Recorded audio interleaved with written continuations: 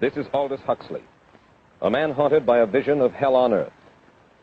A searing social critic, Mr. Huxley, 27 years ago, wrote Brave New World, a novel that predicted that someday the entire world would live under a frightful dictatorship. Today, Mr. Huxley says that his fictional world of horror is probably just around the corner for all of us. We'll find out why in a moment. The Mike Wallace Interview, presented by the American Broadcasting Company in association with the Fund for the Republic, brings you a special television series discussing the problems of survival and freedom in America. Good evening. I'm Mike Wallace. Tonight's guest, Aldous Huxley, is a man of letters, as disturbing as he is distinguished. Born in England, now a resident of California, Mr. Huxley has written some of the most electric novels and social criticism of this century. He's just finished a series of essays called Enemies of Freedom, in which he outlines and defines some of the threats to our freedom in the United States. And Mr. Huxley, right off the bat, let me ask you this. As you see it, who and what are the enemies of freedom here in the United States? Well, I don't think you can say who in the United States. I don't think there are any sinister persons deliberately trying to rob people of their freedom. But I do think, first of all, that there are a number of impersonal forces which are pushing in the direction of less and less freedom. And I also think that there are a number of technological devices which anybody who wishes to use can use to accelerate this process of going away from freedom, of imposing control. Well, what are these forces and these devices, Mr. Huxley? I should say that there are two main impersonal forces. The first of them is not exceedingly important in the United States at the present time, though very important in other countries. This is the force which in general terms can be called overpopulation, the mounting pressure of population pressing upon existing resources. This, of course, is an extraordinary thing. Something is happening which has never happened in the world's history before. I mean, let's just take a simple fact that between the time of the birth of Christ and the landing of the Mayflower, the population of the Earth doubled. It rose from 250 million to probably 500 million. Today, the population of the Earth is rising at such a rate that it will double in half a century. Well, why should overpopulation work to diminish our freedoms?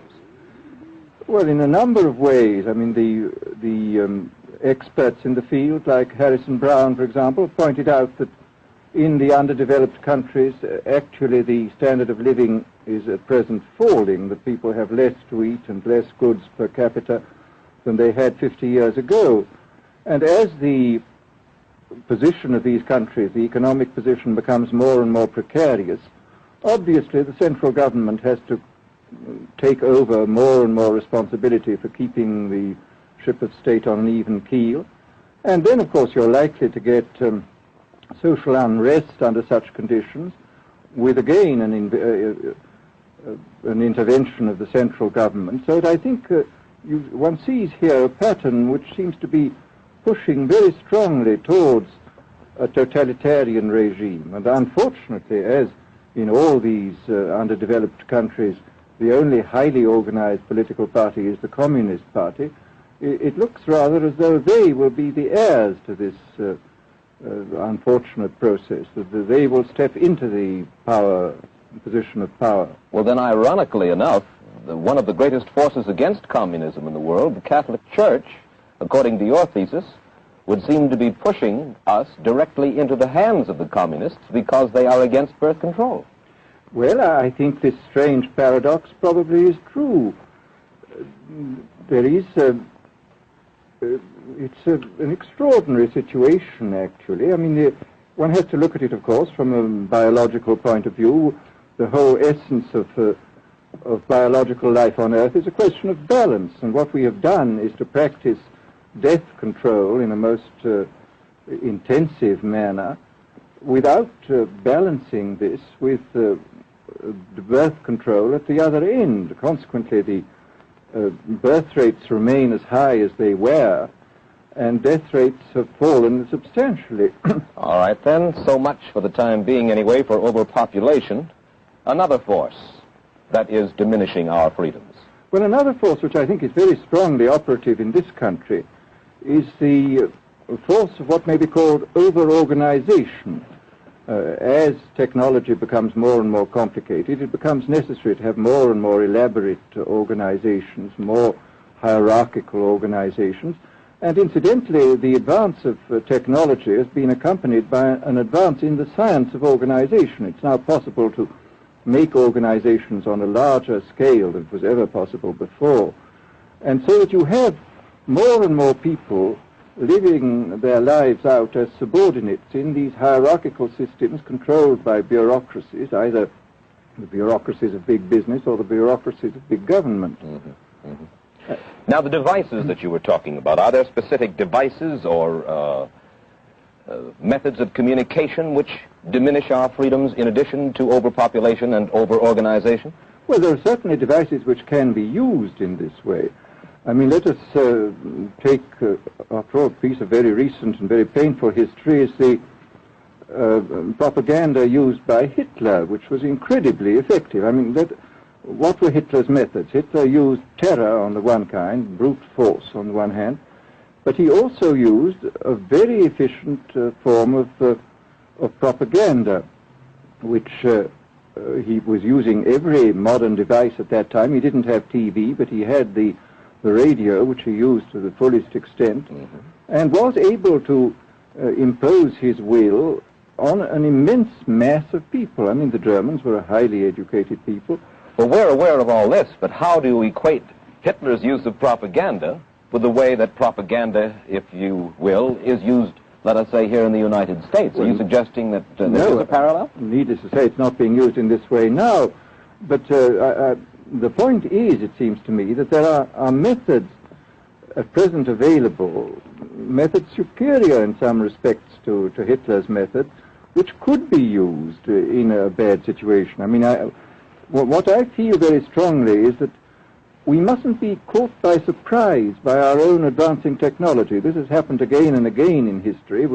Technology has advanced, and this changes social conditions, and suddenly people have found themselves in a situation which they didn't foresee and doing all sorts of things they didn't really want to do. Well, now, what do you mean? Do you mean that we develop our television, but we don't know how to use it correctly? Is that the point that you're making? Well, at present, the television, I think, is being used quite harmlessly. It's being used, I think, I would feel it's being used too much to distract everybody all the time. But, I mean, imagine, which must be the situation in all communist countries, where the television, where it exists, is always saying the same thing the whole time, is always driving along. It's not creating a wide front of distraction, it's creating a one-pointed drumming in of a single idea all the time. It's obviously an immensely powerful instrument. So you're talking about the potential misuse of the instrument. Exactly. We have, after all technology is in itself morally neutral. These are just powers which can either be used well or ill. It's the same thing with atomic energy. We can either use it to blow ourselves up, or we can use it as a substitute for the coal and the oil, which are running out. You've even written about the use of drugs in this light. Well, now, this is a very interesting subject. I mean, in this book that you mentioned, this book of mine, Brave New World, I postulated a substance called soma, which was a very versatile drug. It would make people feel happy in small doses. It would make them see visions in medium doses, and it would send them to sleep in large doses. Well, I don't think such a drug exists now, nor do I think it will ever exist, but we do have drugs which will do some of these things, and I think it's quite on the cards that we may have drugs which will profoundly change our mental states without doing us any harm. I mean, this is the pharmacological revolution which has taken place, that we have now powerful mind-changing drugs which, physiologically speaking, are almost costless. I mean, they are not like opium or like cocaine, which do change the state of mind, but leave terrible results physiologically and morally. Mr. Huxley, in your new essays, you state that these various enemies of freedom are pushing us toward a real-life, brave new world, and you say that it's awaiting us just around the corner. First of all, can you detail for us what life in this brave new world which you fear so much, or what life might be like? Well, to start with, I think this kind of the dictatorship of the future, I think will be very unlike the dictatorships which we've been familiar with in the immediate past. I mean, take another book prophesying the future, which was a very remarkable book, George Orwell's 1984. Mm-hmm. Well, this book was written at the height of the Stalinist regime and just after the Hitler regime. And there he foresaw a dictatorship using entirely the methods of terror, the methods of physical violence. Now, I think what is going to happen in the future is the dictators will find, as the old saying goes, that you can do everything with bayonets except sit on them. That if you want to preserve your power indefinitely, you have to get the consent of the ruled. And this they will do partly by drugs, as I foresaw in Brave New World, partly by these new techniques of propaganda. They will do it by bypassing the sort of rational side of man and appealing to his subconscious and his deeper emotions and his physiology even, and so making him actually love his slavery. I mean, I think this is the danger, that actually people may be in some ways happy under the new regime, but they will be happy in a situation where they oughtn't to be happy. But let me ask you this. You're talking about a world that could take place within the confines of a totalitarian state. Let's become more immediate, more urgent about it. We believe, anyway, that we live in democracy here in the United States. Do you believe that this brave new world that you talk about could, let's say, in the next quarter century, the next century, could come here to our shores? I think it could. I mean, that's why I feel it's so extremely important here and now to start thinking about these problems, not to let ourselves be taken by surprise by the new advances in technology. I mean, for example, in regard to the use of the drugs, we know there's enough evidence now for us to be able, on the basis of this evidence and using a certain amount of creative imagination, to foresee the kind of uses which could be made by people of bad will with these things, and to attempt to forestall this. And in the same way, I think with these other methods of propaganda, we can foresee and we can do a good deal to forestall. I mean, after all, the price of freedom is eternal vigilance.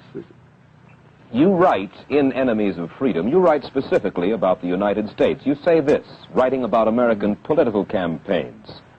You say, all that is needed is money and a candidate who can be coached to look sincere.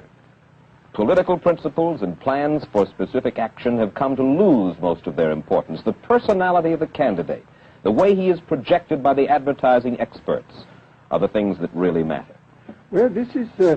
during the last campaign, there was a great deal of this kind of statement by the advertising managers of the campaign parties, this idea that the candidates had to be merchandised as though they were soap or toothpaste, and that you had to depend entirely on the personality. I mean, the personality is important, but there are certainly people with an extremely amiable personality, particularly on TV, who might not necessarily be very good in positions of political trust.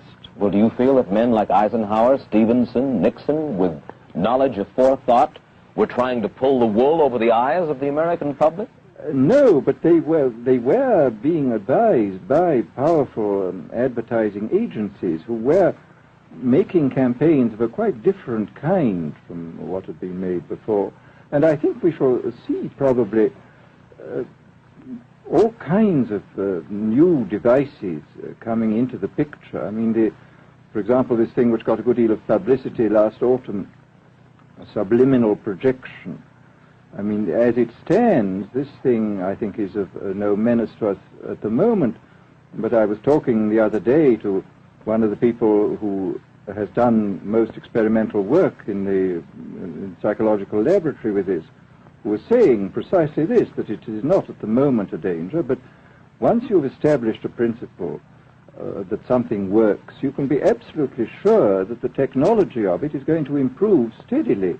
And his view of the subject was that, well, maybe they will use it to some extent in the 1960 campaign, but they will probably use it a good deal and much more effectively in the 1964 campaign, because this is the kind of rate at which technology advances. And we'll be persuaded to vote for a candidate that we do not know that we are being persuaded to vote for. Exactly. I mean, this is the rather alarming feature, that you're being persuaded below the level of choice and reason. In regard to advertising, which you mentioned just a little ago, in your writing, particularly in Enemies of Freedom, you attack Madison Avenue, which controls most of our television and radio advertising, newspaper advertising, and so forth. Why do you consistently attack the advertising agency? Well, no, I think that advertisement plays a very necessary role, but the danger, it seems to me, in a democracy is this. I mean, what does a democracy depend on? A democracy depends on the individual voter making an intelligent and rational choice for what he regards as his enlightened self-interest in any given circumstance. But what these people are doing, I mean, what both for their particular purposes, for selling goods, and the dictatorial propagandists are doing, is to try to bypass the rational side of man and to appeal directly to these unconscious forces below the surface, so that you are, in a way, making nonsense of the whole democratic procedure, which is based on conscious choice, on rational grounds.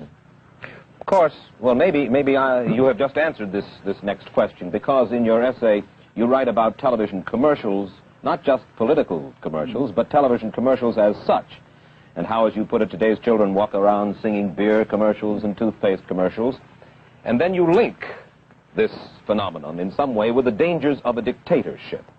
Now, could you spell out the connection, or how do you feel that you have done so sufficiently? Well, I mean, here, this whole question of children, I think, is a terribly important one, because the children are quite clearly much more suggestible than the average grown-up. And again, suppose that for one reason or another all the propaganda was in the hands of one or very few agencies, you would have an extraordinarily powerful force playing on these children, who after all are going to grow up and be adults quite soon. I do think that this is not an immediate threat, but it remains a possible threat. And you said something to the effect in your essay that the children of Europe used to be called cannon fodder, and here in the United States they are television and radio fodder. Well, after all, you can read in the trade journals the most lyrical accounts of how necessary it is to get hold of the children, because then they will be loyal brand buyers later on. Mm-hmm.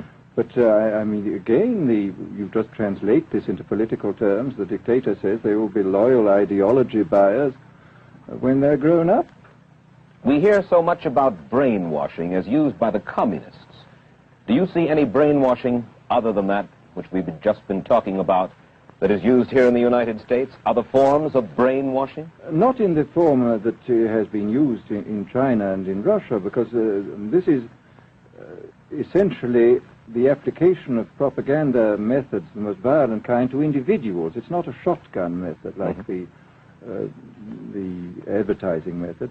It's a way of getting hold of the person and playing both on his physiology and his psychology till he really breaks down, and then you can implant a new idea in his head.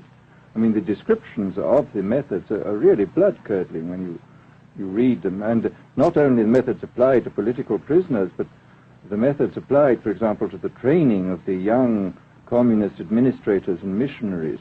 They receive an incredibly tough kind of training, which causes about 25% of them to break down or commit suicide, but produces 75% of completely one-pointed fanatics. The question, of course, that keeps coming back to my mind is this. Obviously, politics in themselves are not evil. Television is not in itself evil. Atomic energy is not evil. And yet you seem to fear that it will be used in an evil way. Why is it that the right people will not, in your estimation, use them? Why is it that the wrong people will use these various devices and for the wrong motives? Well, I think one of the reasons is that these are all instruments for obtaining power, and obviously the passion for power is one of the most moving passions that exist in man, and after all, all democracies are based on the proposition that power is very dangerous and that it's extremely important not to let any one man or any one small group have too much power for too long a time. After all, what are the British and American constitutions except devices for limiting power? And all these new devices are extremely efficient instruments for the imposition of power by small groups over larger masses. Well, you ask this question yourself in Enemies of Freedom. I'll put your own question back to you. You ask this: in an age of accelerating overpopulation, of accelerating overorganization, and ever more efficient means of mass communication, how can we preserve the integrity and reassert the value of the human individual? You put the question. Now here's your chance to answer it, Mr. Huxley. Well, this is obviously, first of all, it's a question of education. I think it's terribly important to insist on individual values. I mean, there is a tendency, as you probably read a book by White, The Organization Man, a very interesting, valuable book, I think, where he speaks about the new type of group morality, group ethic, which speaks about the group as though the group was somehow more important than the individual. But this seems, as far as I'm concerned, to be in contradiction with what we know about the genetical makeup of human beings, that every human being is unique. And it is, of course, on this genetical basis that the whole idea of the value of freedom is based. And I think it's extremely important for us to stress this in all our educational life. And I would say it's also very important to teach people to be on their guard against the sort of verbal booby traps into which they're always being led, to analyze the kind of things that are said to them. Well, I think there is this whole educational side, and I think there are many more things that one could do to strengthen people and to make them more aware of what was being done. You're a prophet of decentralization. Well, yes, if this is feasible. It's one of the tragedies, it seems to me. I mean, many people have been talking about the importance of decentralization in order to give back to the voter a sense of direct power. I mean, the voter in an enormous electorate feels quite impotent, and his vote seems to count for nothing.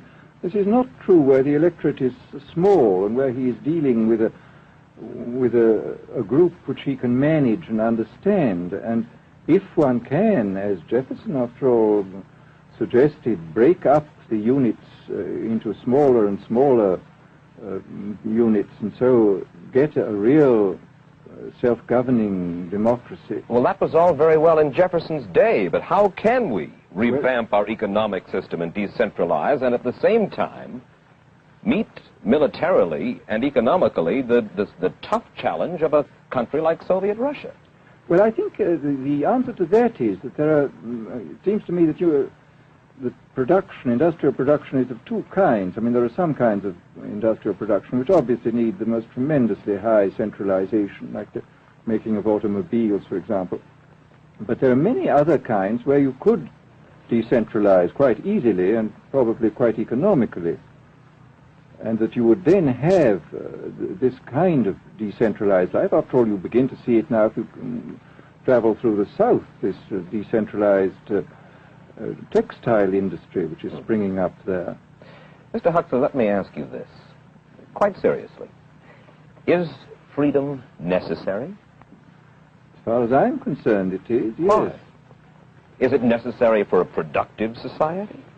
Yes, I should say it is. I mean, a genuinely productive society. I mean, I think you could produce plenty of goods without much freedom, but I think the whole sort of creative life of man is ultimately impossible without a considerable measure of individual freedom, that initiative, creation, all these things which we value, and I think value properly, are impossible without a large measure of freedom. Well, Mr. Huxley, take a look again at the country which is in the stance of our opponent anyway it would seem to be there, Soviet Russia. It is strong and getting stronger economically, militarily. At the same time, it's developing its art forms pretty well. It seems not unnecessarily to squelch the creative urge among its people, and yet it is not a free society. It's not a free society, but here is something very interesting, that those members of the society, like the scientists, who are doing the creative work, are given far more freedom than anybody else. I mean, it's a privileged aristocratic society in which, provided that they don't poke their noses into political affairs, these people are given a great deal of prestige, a considerable amount of freedom, and a lot of money. I mean, this is a very interesting fact about the new Soviet regime, and I think what we're going to see is a people on the whole with very little freedom, but with an oligarchy on top enjoying a considerable measure of freedom and a very high standard of living. And the people down below, the epsilons down below, enjoying very little. And you think that that kind of situation can long endure? I think it can certainly endure much longer than a situation in which everybody is kept down. Because, I mean, they can certainly get their technological and scientific results on such a basis. Well, the next time that I talk to you then, perhaps we should investigate further the possibility of the establishment of that kind of a society, where the drones work for the queen bees up above.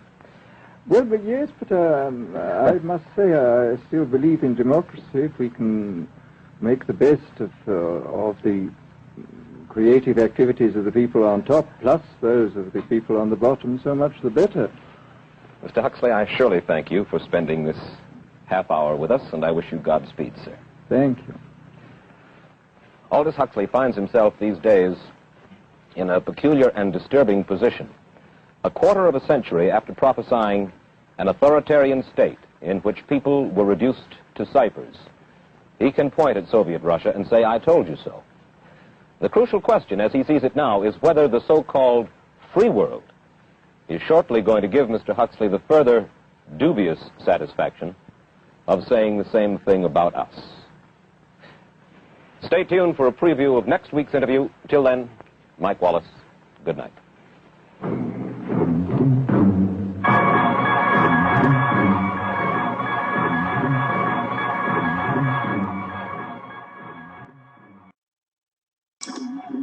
As you can see, ladies and gentlemen, things have changed dramatically in our world since 1958, and indeed the rich are getting richer and the poor masses tend to continue in poverty.